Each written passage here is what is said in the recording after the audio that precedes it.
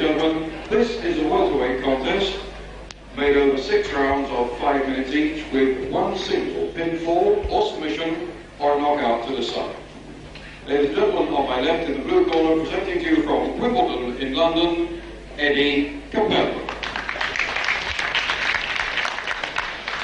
And his opponent, on my right from Romford in Essex, Alan Sarjeant.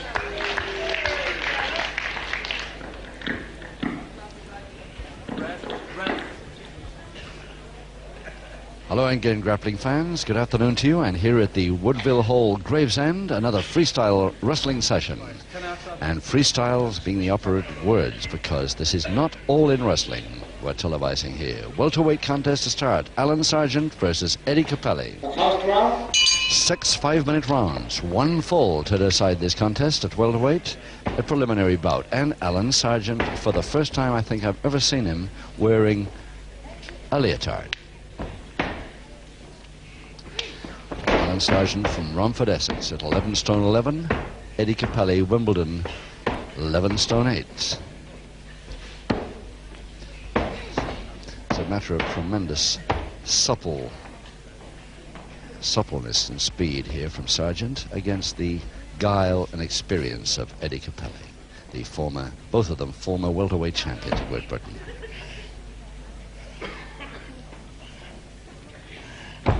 Sarjeant, who had his title taken from him by a lightweight, which didn't hurt him very much.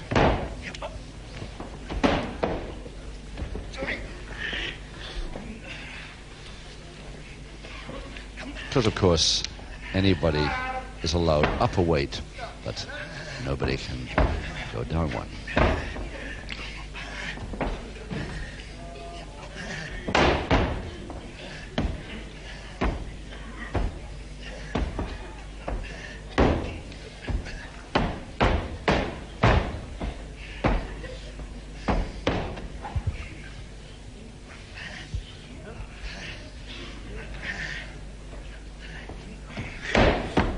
Referee almost catches face there. Tony Manselli, the former heavyweight champion of the southern area of England, retired undefeated to become a ref several years ago now.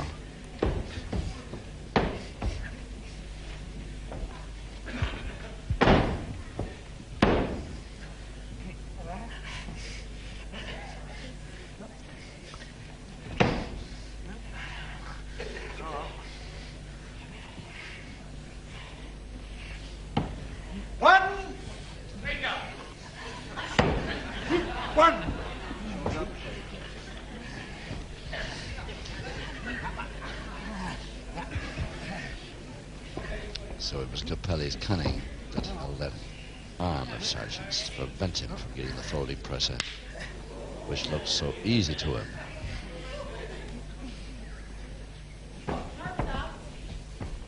Sarjeant already using his bridge.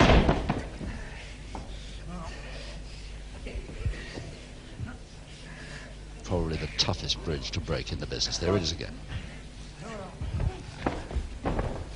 Eddie Capelli doesn't even cross his mind, I think, to attempt to break the Sarjeant bridge then. I wonder if he will later. One fall decides this contest of 6 rounds.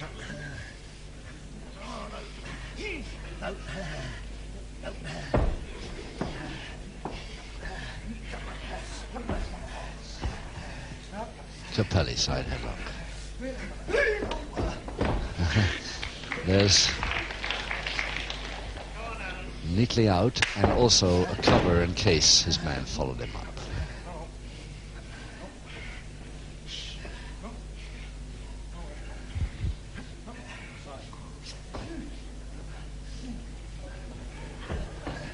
Capelli reversing the toe hold.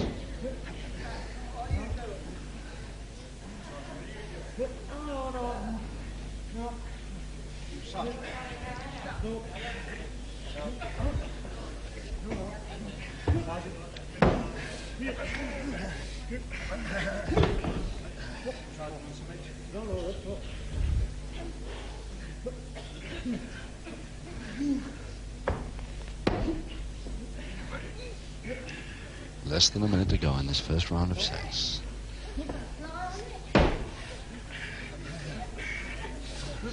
Sarjeant can get halfway out, but not all the way yet. He's trying to counter the hold with the same move.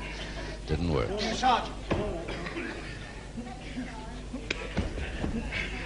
Still awake. Capelli turns into that. So every move he makes is really tremendous. There's the step over toe hold, but he never started with that idea in mind at all. 25 seconds.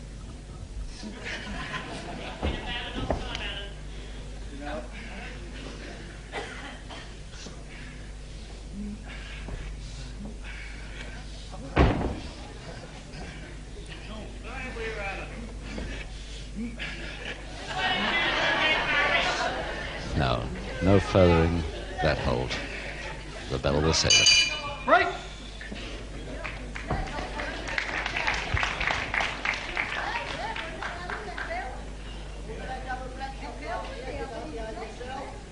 And Sarjeant, who... Oh, I thought he'd changed his mind on that sip he had there. He did actually get one in. And Sarjeant with a leotard, most unusual sight. But I bet that supple neck is still there, and if we ever get a chance to see it during this bout, it really is something for the uninitiated, because he can roll out of a Boston Crab like nobody can roll out. Let's hope we see him perform that miracle sometime during this bout. Seconds away on round 2. Round 2, 5 rounds to go, and here at the Woodville Hall in Gravesend, the preliminary bout of our program, a welterweight contest. Alan Sarjeant of Romford, Essex at 11 stone 11 in the leotard versus Eddie Capelli from Wimbledon at 11 stone 8. Referee Tony Manselli.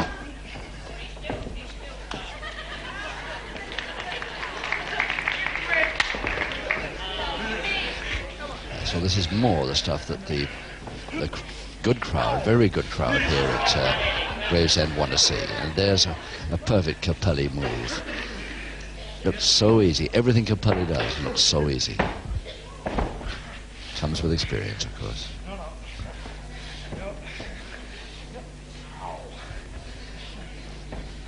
The wrist is bent back, but the arm is held straight, right against the jam.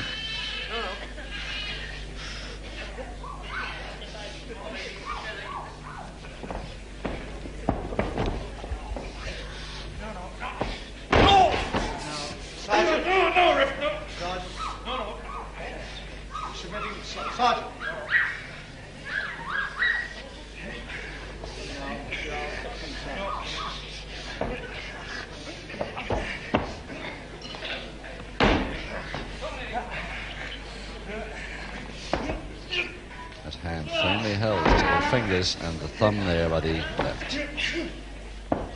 Finally the body scissors counter. Still hasn't got down, looks the feet aren't locked. And he goes for the lower leg instead, Sarjeant. Outside step over leg lock. Leg through now, the bar to the figure 4 leg lock. Now Sarjeant, smile back on his face, much happier. Now he's could have Capelli in a bit of trouble. Capelli is preventing him from turning on it.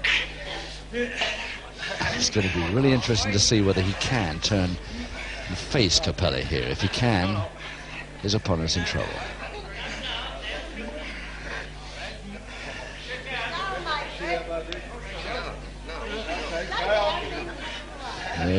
Capelli won't call it a stalemate at all. He still thinks he might get the advantage from this.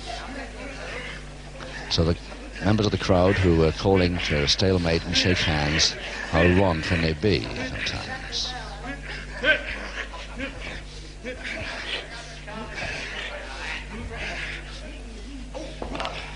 The leg is through, and Sarjeant now facing the right way to bring this figure 4 leg lock with bar really into play, and of course his opponent trouble. Leaning forward instead of back at the moment, though. He should really go back on this. 2 minutes to go.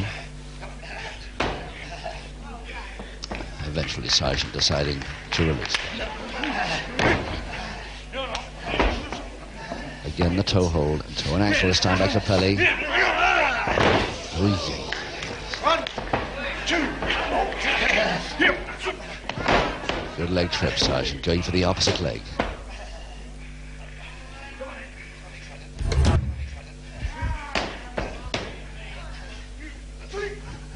there's the leg lock again by Sarjeant.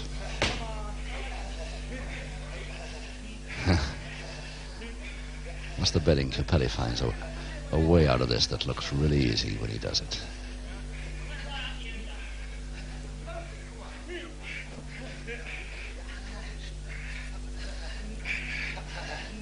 He wanted him to take the other foot. He wanted him to take it.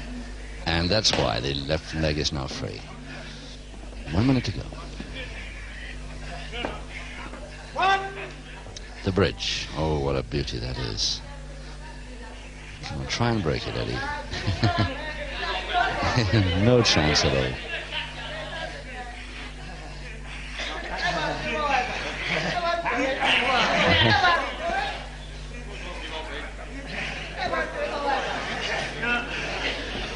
What a powerful neck that fellow must have. Half a minute. And Capelli goes underneath for the body scissors. Typical Capelli move that. Capelli getting counted. He was leaning a little too far back. Body scissors still there.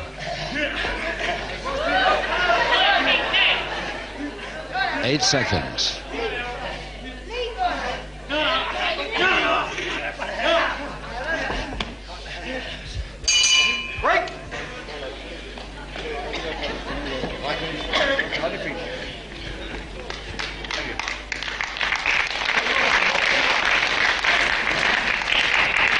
Eddie Capelli, what a guy this fellow, what experience, and how it showed in that second round there. The way he couldn't break the Sarjeant bridge and decided, rather than to try a third time to break it, he went underneath with the body scissors and caused Sarjeant to come off and got the advantage from him, and by that method, a most unusual method, but it works with Capelli, does it? Seconds away, round 3. Round 3, 4 rounds to go. No score because one fall decides this welterweight contest. Alan Sarjeant versus Eddie Capelli. Eddie Capelli in the light blue trunks. And a leg spread attempt by Sarjeant. It's worked back on him. And it's Capelli with the advantage on that leg spread now, but not for long.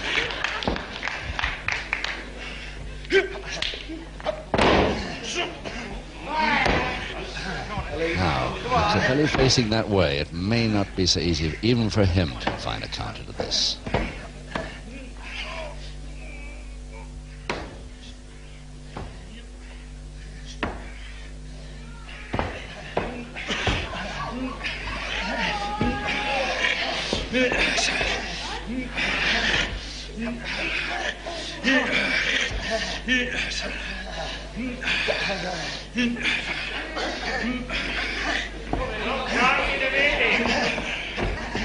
Capelli trying even to thinking on a pinfall line here. He's still in the hole, but he's still trying to make a pinfall out of it. It didn't work, but what a thought to come through a man's mind in that position.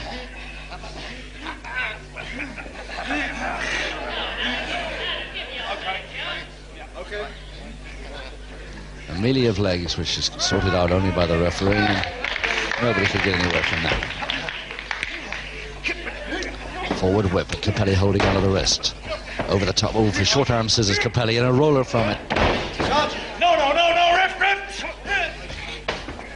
No. Sarjeant trying to bridge his way out of that short arm scissors, but can't. Sarjeant, no.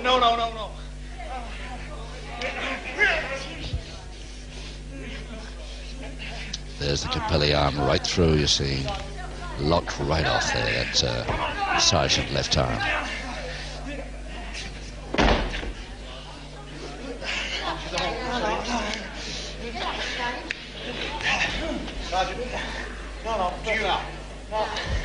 Even Capelli's left leg in action there, making sure that his right foot can't be moved, his own right foot, so that short arm scissors is in no way weakened.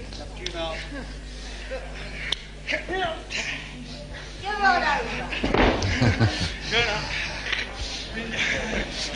really has got the subtleties of this freestyle wrestling, Capelli.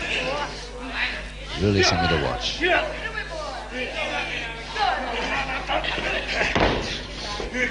Still the short arm scissors there.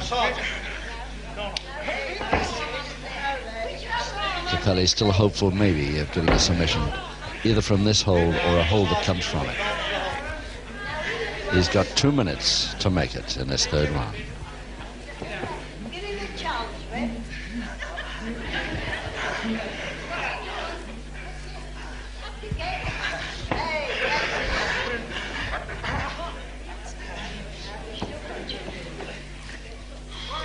Sarjeant has tried nearly every way he can figure to get out of this short arm scissors. You notice that he doesn't make for the ropes, though. At any time, he could purposely make for the ropes and get the break. And on occasions in this last minute or so, it wouldn't have been difficult for him.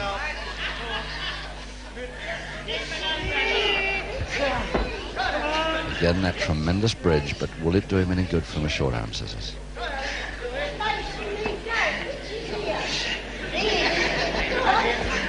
It will, and it nearly has. He's halfway. If he could just get that Capelli right arm free. Yes, he's there, and he's out. And he's trying to make a counter from it now. Very neat indeed. And I was hoping for more applause from this good crowd here at Gravesend for that. It really was a gigantic escape move. Don't think I've even seen Alan Sarjeant get out of that before. 30 seconds.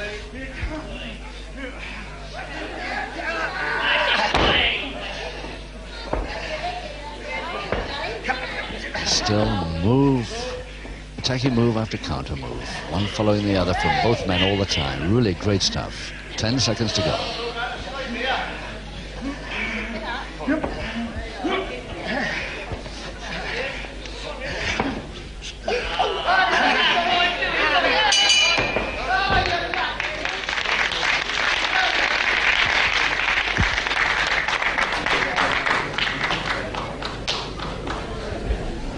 Well, Alan Sarjeant produced a real miracle escape there. He really did. He was in that, you saw how long he was in. It must have been around about the 2.5 minute mark. He was in that short arm scissors by Capelli, and Capelli could really hold it on.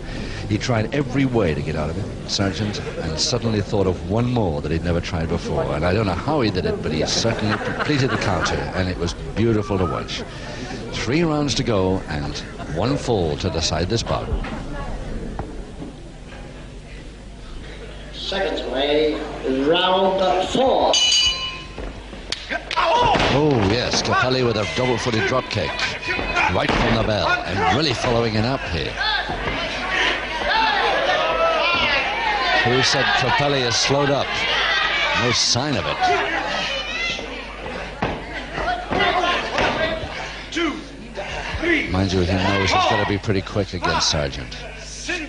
And he certainly has been in this contest up to now.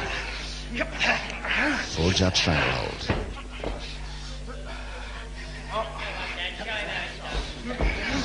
Sarjeant undressing it downwards. 1 foot out already.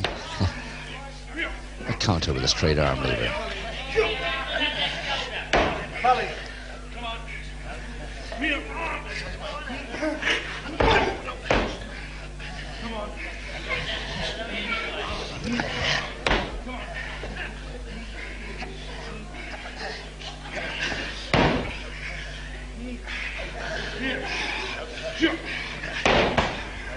Still that arm lever, left arm of Capelli's in trouble. Until that head scissors counter. Where's the wrestling? Somebody shouted from the back. Well, certainly no connoisseur there, because some really great stuff, although a lot of it ground. Good stuff coming from both these fellas.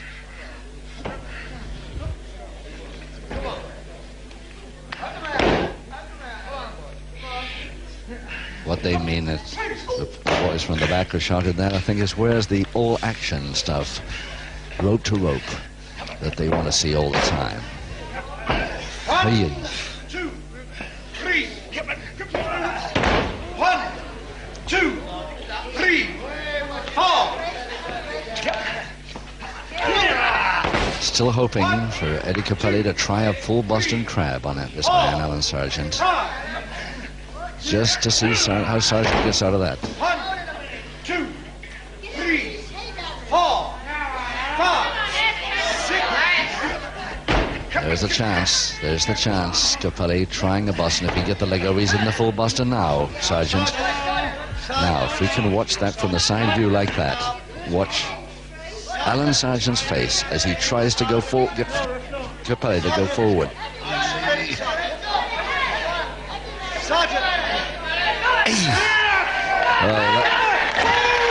And he gets the fall following it with a cup. And Capelli's face, a smile on it, but he's never seen anything like it before. It's obviously never been worked on him. And it is the wonderful, miraculous get out for a Boston. And he followed it through quickly with a folding press. The winner, Sarjeant.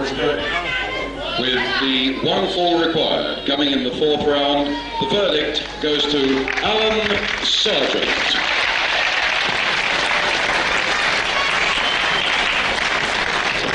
And ladies and gentlemen, your appreciation of the loser, Eddie Capelli.